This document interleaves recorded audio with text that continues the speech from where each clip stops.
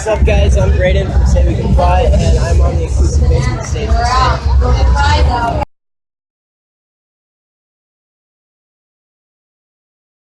Are you a self-taught musician, or have you ever had any lessons? I took guitar lessons for 5 years, and then kind of from there I went and just taught myself for like the next 6 years. With singing, it was kind of like a flow, like practice thing. I never really took singing lessons, so it's kind of a mix of both. What made you want to start writing music? I think it was just always something that was like a part of who I was, and I think what kind of brought it out was when I went through a really, really tough time in my life where I didn't really feel like I had much else. Music was always kind of my best friend through those times, so I just always kept on writing. What was it like having to re-record your album Between the Roses? It was actually the biggest blessing I've ever had because I did not like how it turned out the first time. I was really upset about it, and it was cool just to have a chance to like figure out what I didn't want, you know, and then get to retry it the second time. So it was amazing. Definitely. So you definitely like the re-recorded version better? Yeah, definitely. I love it. Is it very different, like the one that you released from the original? Yeah, it's completely different. Actually, I just released the deluxe edition, which has 3 of like the old tracks that I recorded. So yeah, I think I took a completely different approach to the new one. I kind of wanted it to be a little more like, you know, condensed and like simplified, because the first one was like all over the place. I didn't really know what I wanted. But yeah, this one has like the vibe that I was trying to get at the start. How did you come up with the name SayWeCanFly? When I was like 14, I wanted to start a YouTube channel and post my music, and I just literally sat in my bed and wanted to kind of like come up with like a MySpacey kind of name. So I just laid on my bed for the whole day, and SayWeCanFly was the one that I named my YouTube channel, and then I just kept using it for my music. So. What is your favorite song off of the album Between the Roses? I think it's probably the Art of Anastasia, because that one took the longest to write, and it was based on a dream I had, which I think kind of makes it, for me, like a really cool thing to, you know, talk about and play, so that's probably my favorite. Where do some of the ideas or concepts for your music videos come from? I don't know, a lot of it is just like, I'll sit and listen to the song, kind of like close my eyes, and just like whatever kind of like visuals come to me, like I'll write them down, and I just always kind of want to capture this song, you know, so it's not necessarily about the video, it's about like visually representing the song. So, you know, I'll know what how I want to portray a certain song, and I'll just kind of like write it and make it a formal, you know, treatment, you know, send it to my video guys. So sometimes it's tough to write videos, but I enjoy writing it.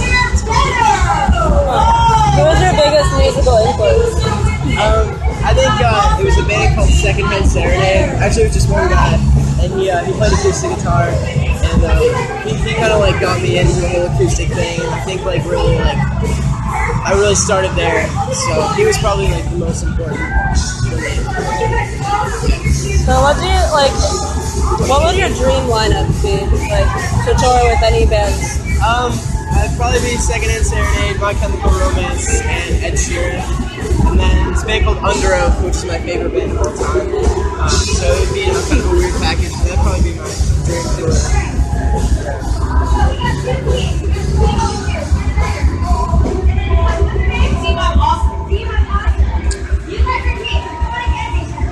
If you could, what song do you think everybody should listen to before they die? Like any song in the world? Yeah. There's a song called Some Will Seek Forgiveness, Others Escape by Under Oath. I have the lyrics tattooed on my arm. It's that song, like, for me, changed my life. Just when I heard it, it kind of like created that spark of, you know, everything's okay. There's something about that song to me that is just so beautiful and touching, and it really spoke to me, and it's all about forgiveness and just loving each other. And that's probably my favorite song of all time. So I think everyone should hear it.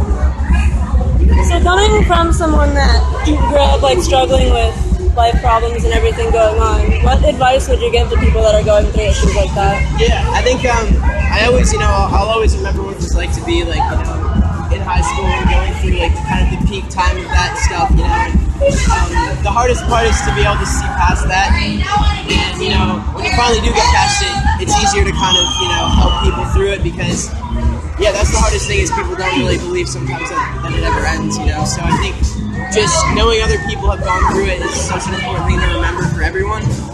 So I think it's all about just, not being afraid to talk to people, and just like listen to people when they say it's going to be alright, because usually it is, and it's tough though. I totally understand all that stuff. So are you working on any new music or I am, yeah. videos or anything? Yeah, I have a new music video coming out in a couple weeks, and I have new music coming out hopefully in the fall. So I can't really say much about it now because it's gonna be cool. I'm really excited. So.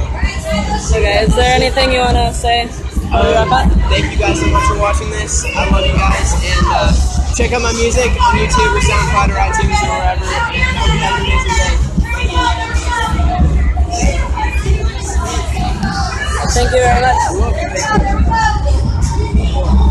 I don't know how to turn the recording off. I'll turn it off.